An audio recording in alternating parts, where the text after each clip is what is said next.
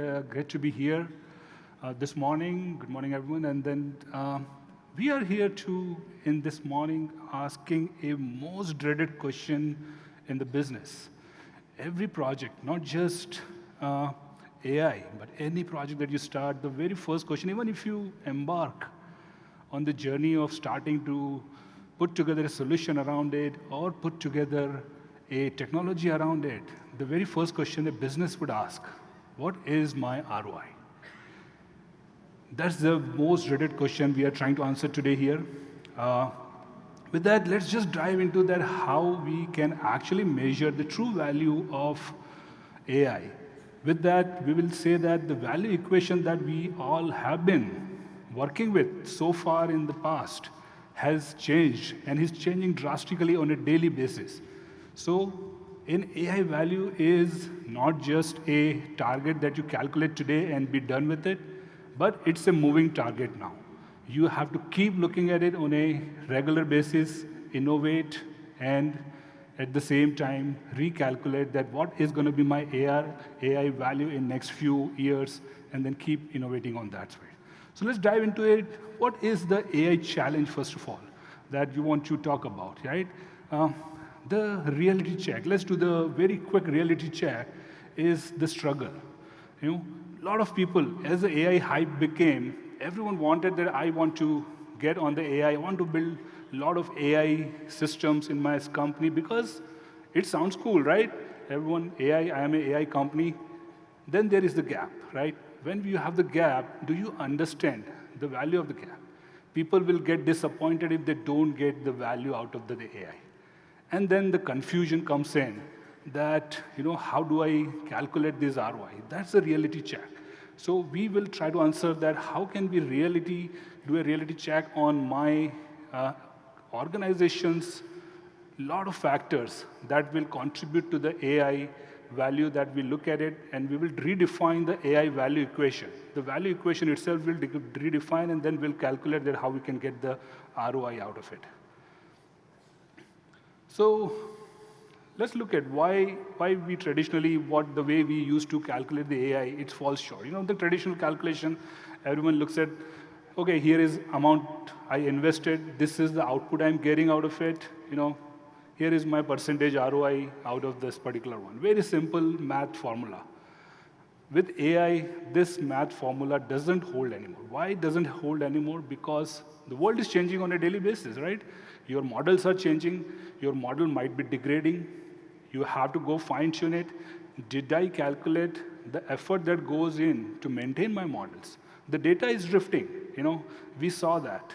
During the pandemic, whatever happened before the pandemic, if I have built the model during that pandemic data, everything was out of the window during the pandemic time. Once I built those models during those 2 years, if I use the same models today, those are again not going to be accurate for me. Again, out of the window. So I have to make sure the data drift, I have to calculate that the effort goes into my cost is calculated as a part of the data drift. The benefits that you look at, these benefits that you are trying to realize may not be quick.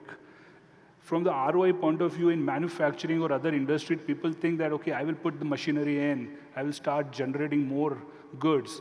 Here is my ROI in next 6 months. AI ROI, you might not see for 5 years, and you may never see it in dollar numbers. So you have to make sure that you are looking at that. The AI is different than the traditional industries. And the value that I said that, it's not just financial, not just dollar numbers. It is much more than that. We will see that what are the other factors which actually contribute to this AI value, and then we'll make sure that we kind of try to measure those also. And that the reality is, definitely, the math doesn't work the way it used to for the AI value. We have to change the mindset, the way we think the value is created by AI, and make sure that we take those factors in account when you are actually creating some kind of a proposal for your boards or for your executives to invest in AI, that how I'm going to calculate this. So let's look at the nature of the AI ROI.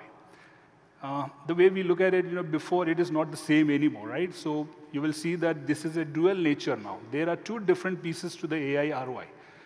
Why there are two different pieces? Because Previously, the previous industries, we used to see that these are just couple of, we will see the tangible returns, tangible cost savings, tangible efficiencies coming into my process. That kind of creates the value for me. That is my cost savings divided by the amount of effort I put in there. That's my ROI. But with AI, what you see that there are two different natures of the AI ROI. One are the visible ones, which are very, very obvious to everyone. This is every business person would look for. What are my cost savings? What are my efficiencies improvements? How much time I'm saving into this? How I'm operating now before AI came into the picture. What are the new revenue I'm generating using AI? Because a lot of companies would build the models and try to monetize those models. They will use their data to monetize it. What kind of new revenue streams comes in? All tangible items that you can actually put it in a spreadsheet and measure them. Then there is an invisible edge which people usually do not measure, or they kind of try to see that, and most try to kind of ignore or not put on the paper. But that gives you the strategic advantage and the edge in the market. Why that gives you the edge? If you see that, customer delight. How do I measure the customer delight, right? If I'm building an AI agent today to make sure that my customers are happy, I'm looking at their feedback using some kind of a natural language processing or a generative AI models to find out their sentiments. I'm making them happy. I'm training my agents better to respond to their queries. Customer delight is an edge advantage that I get as compared to my competitor who might not be using it. I should be measuring that as a part of my AI because that's a return on my investment. The talent magnet. An AI company, if you are recognized as an AI leader in the market, the people will come work for you. They would like to come work for you. They will understand the value that you bring in their careers because you are an AI leader in the company. That becomes a talent magnet if you are building an AI. Again, it's an invisible asset that you have, that you are building for yourself. Agility. If you adopt AI, you become much more agile. You can change quickly as the market changes. You can see that how fast the market is changing these days. New technologies are coming. New language models pretty much comes out every other week you have a new models coming out. How can I incorporate them? I have to be agile to actually adopt to these technologies. And the last one is the brand power, of course. If you are an AI leader or AI-led company, not just your employees or the talent that you are trying to seek, your client will see you as a good brand. Your perception will change. As your perception changes, you will generate the more tangible assets that you are trying to see. Your visible wins will be more if your brand power is much higher than what used to be there. So those kind of measurements that we have to do to actually calculate that what I am getting in return for my investment. That defines the new value metrics. It's not the old value metrics that we used to use before. I have to have a new metrics. I have to have new KPIs to measure my success criteria. I have to have the new ways of thinking, that how I calculate my returns, not just on the dollar number, but maybe the net promoter score, which we measure that how happy your clients or your users are. You have to bring in all those things. How happy your employees are, how your employees are upskilling themselves, those are all non-tangible assets that you're building. So how do we go beyond the time savings or the cost savings to actually calculate this area? There are 4 buckets that we think of that in a way that there is a decision quality, strategic readiness, knowledge management, and how do you collaborate the human and AI collaborates together. If you look at that decision quality, how good my decision is, that is again an intangible asset, how accurately I'm doing it, how accurately I'm identifying the risk associated with it, how I am ready in terms of the strategy that is required to build the solutions, how am I adopting it, how my company is adopting to these changes, if there is a change management piece in place to actually adopt to the AI. And then, of course, that knowledge management. How do I managing all this knowledge which I am generating through this? Am I retaining these insights? Am I learning new, my learnings is acceleration. My employees are getting skilled on a daily basis. And how human and AI collaborate together. In an operations company, if you are managing someone's operations, it becomes very important. that human and AI collaborate together, not against each other.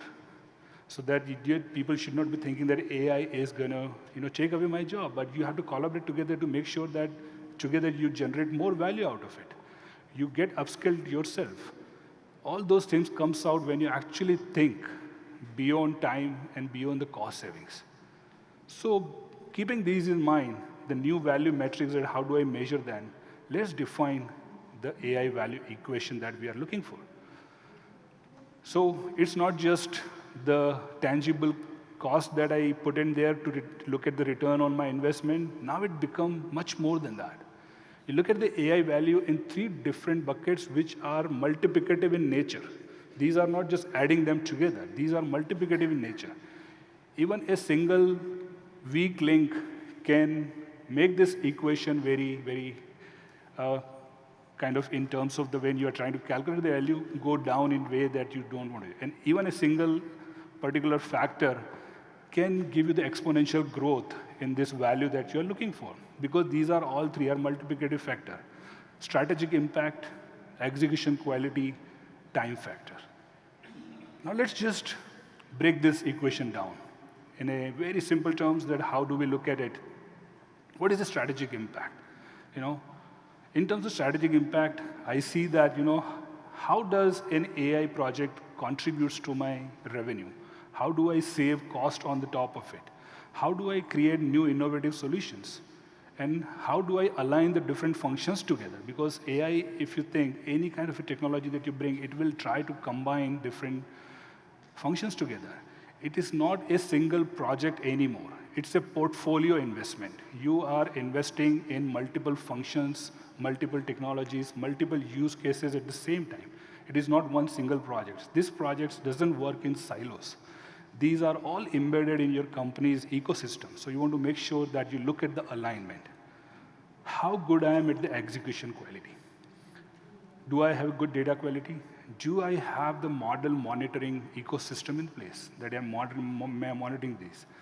If my performance is degrading, can I go back and fine-tune these, retrain my models? And I have to calculate all of that efforts into my value equation. And then adoption.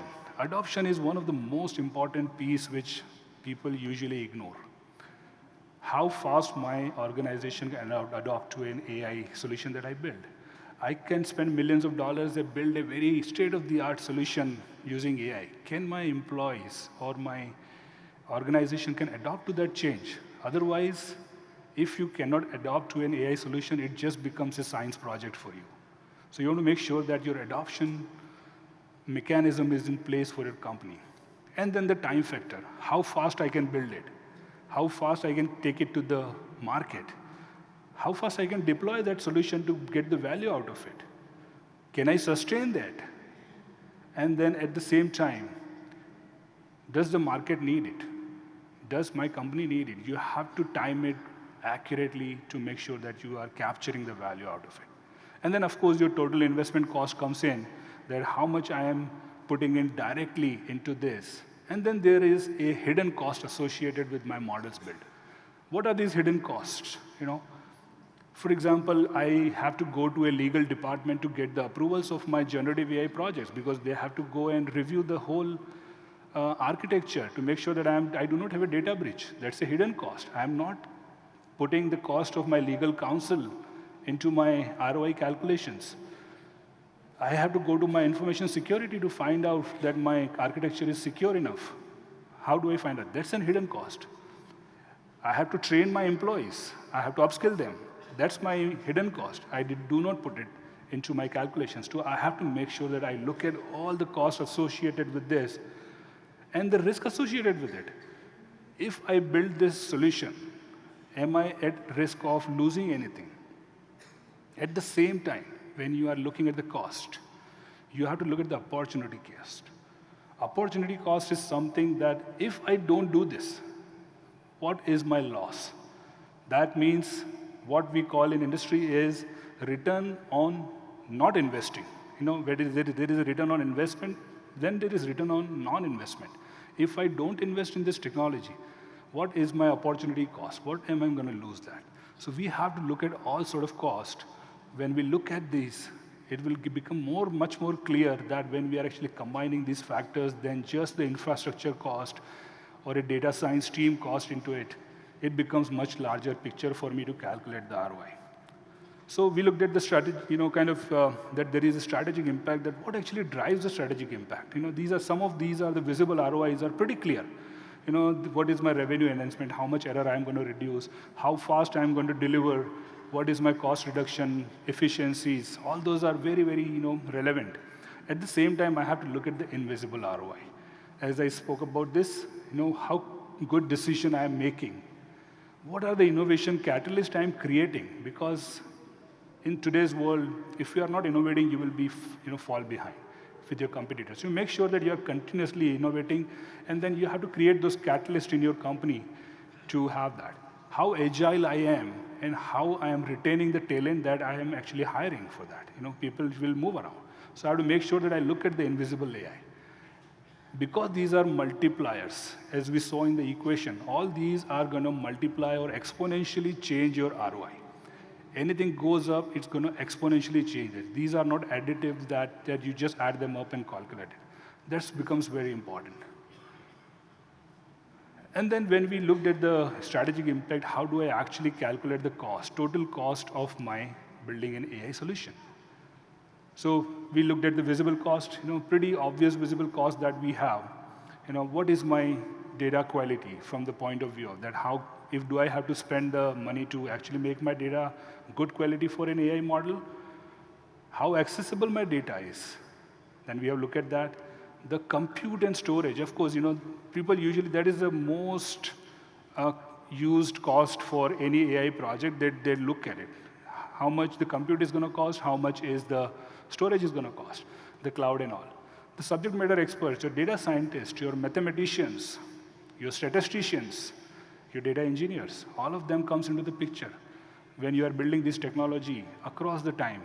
And then how much time I have to spend, how much money I have to spend for training these people, or maybe training the people who are actually working on these, the operation. So that kind of gives you the direct cost, which can put it in a spreadsheet, directly calculate your AI value directly from the direct cost value. Then comes the invisible investment. These are the investment which are kind of underestimated more often than not. If you see that, more often than not, what will happen is that I will not look at the cost which I will incur to adopt to this solution. I have to do a lot of change management. I have to have people understand that this is going to bring value to their work, to their efficiencies, to their work. I have to teach them there is an organizational change. This is not a overnight change. It takes time. So you have to factor in an invisible cost that you have to do. Risk management. In the today's world of generative AI, people are building so many solutions right now without worrying about ethics and compliance. When you are actually doing it, you will get into a situation where if you are not compliant, you will get the regulatory notices, you might have to pay the fines. You will see that a lot of news that we see that people are, the organizations are fined few hundred of millions of dollars just not to be compliant by the regulations. So you have to make sure that you are compliant, you are measuring those risks. And risk doesn't only go with the ethics and compliance. Risk go with, if I am not building this, am I risking anything? So that's the way I talked about the return on non-investment, ROI. If I don't build this, what is my opportunity cost? I have to look at those maintenance. Maintenance, of course, you look at it that this is an ongoing cost is going to be there. To maintain my infrastructure is going to be there, fine-tune my models, go and retrain the model if the performance is degrading. I have to make sure that I factor in all of these items into my model. And then the integration. A lot of big organizations still working on the legacy systems.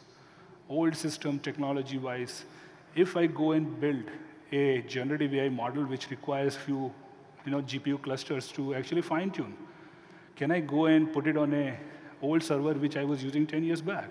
Maybe not. I have to make sure that I'm ready for that.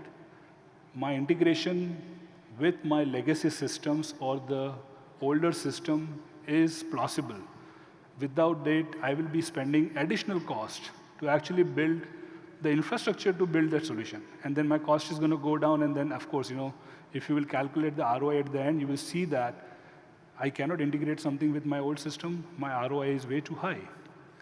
So we have to make sure while we look at the visible investments, we have to make sure that we don't underestimate the invisible investments that we have to make.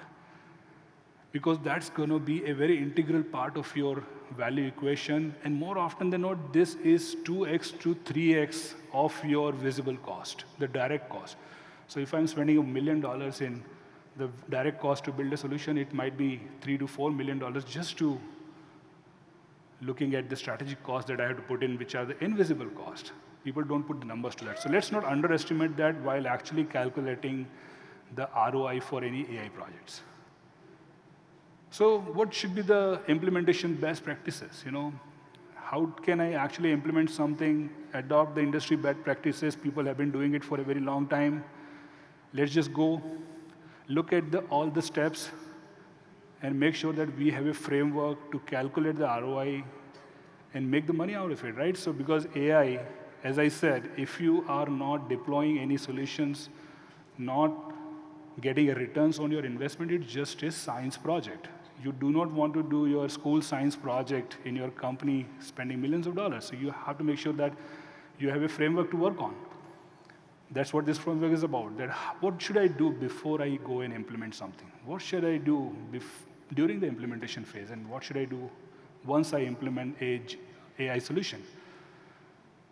Let's look at this in 3 buckets very carefully, because this is the framework which kind of defines how we will get to the actual number of your ROI that you are trying to look for.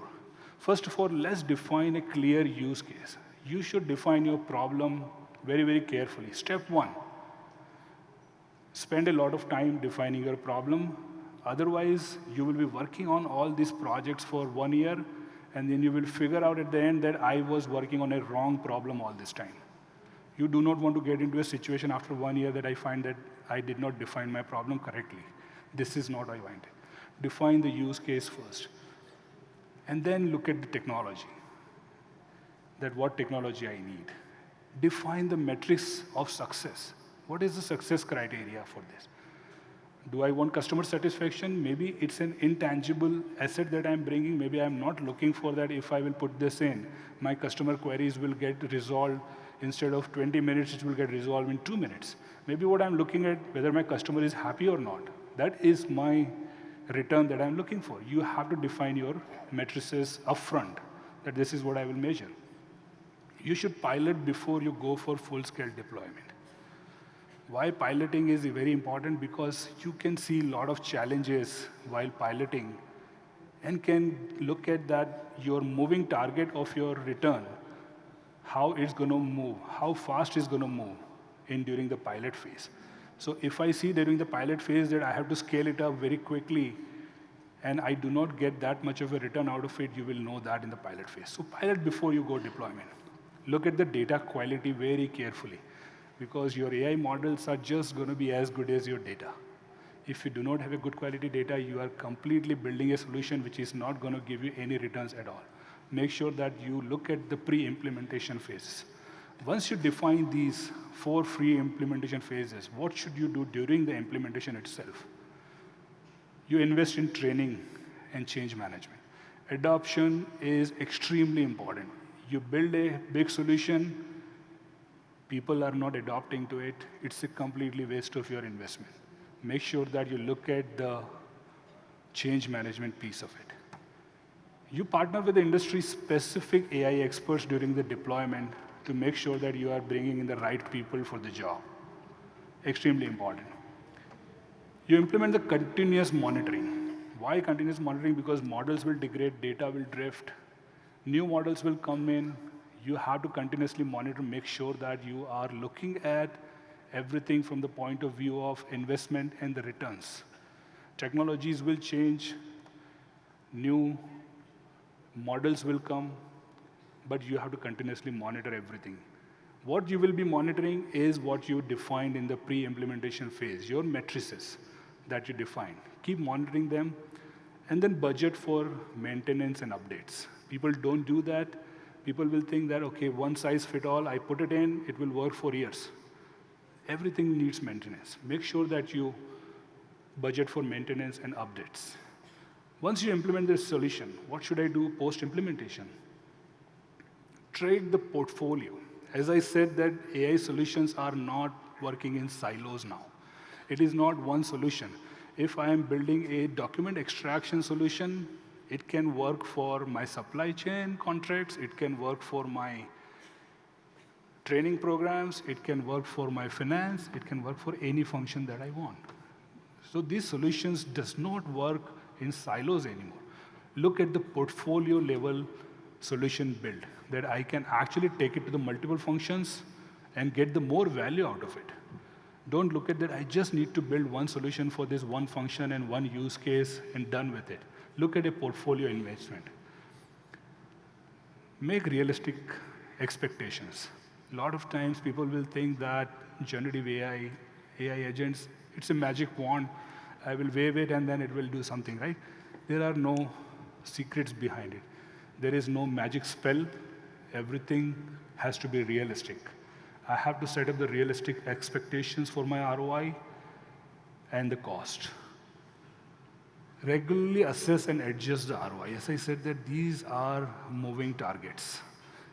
What you see today, next month, it's going to be something different. I have an infrastructure to upload an open source model, which is a 60 GB today, which is a large language model. Tomorrow, there might be another model, which is 100 GB. I have to scale up quickly, which will increase my cost. I need more GPUs because now I have a better model to work on. Make sure that you look at this on a continuously basis. Your ROI is not something that you have to look at on a yearly basis. You have to look at it on a continuously moving target basis and create a trend that how it is moving. And share these learnings across the organizations. Why this is important? Because a lot of people will build different solutions in silos in different functions. They would not know that something already exists, which will kind of increase the return on your investment quite a bit. Because if I have a document extraction solution which a marketing team had made to create their marketing campaigns, how can I use the same thing for my supply chain? How can I use the same thing for finance if I don't know about it? That's the way, make sure that you share this knowledge. So the future of ROI is very simple. You have to have key mindset shifts, and there are some success criteria to look after. So you have to look at these not from the efficiency point of view, but you have to look at it from the effectiveness point of view, that how effective I am. You have to go from cost reduction to the value creation. I don't want to do a cost reduction. You have to look at the portfolio solutions, not just one single solutions. And then you have to look at not just the short gains, like 6 months or few months of it. You have to look at the long-term gains. At the same time, what are my success factor? Remember, these are the multiplicative. These are going to multiply with each other. These are not additive. So any weak link reduces your ROI. So you make sure that all three are working in tandem with each other. Oops. And at the same time, the time dependent. You have to make sure that the time is very crucial. Portfolio view, we see that we have to look at the synergies. And hidden cost, which we talked about, that which are usually 2 to 3 times of the actual tangible cost. And how quality you can bring in to execute these solutions. That defines your complete ROI, while this is a lot of tangible and intangible assets to manage and measure. That actually will give you a true picture of the ROI. With that, what everyone is worried about, the bottom line of your company. The bottom line is, it's not just a cost case anymore, but it's a strategic value equation. You have to look at the complete strategy, your employees, your technology, your customers, everything together to bring in the AI value that you are looking for. And the organization which actually master in this AI ROI measurements are going to look at that, what the value they bring from this AI revolution, which everyone is jumping on. So with that, thank you so much for your attention.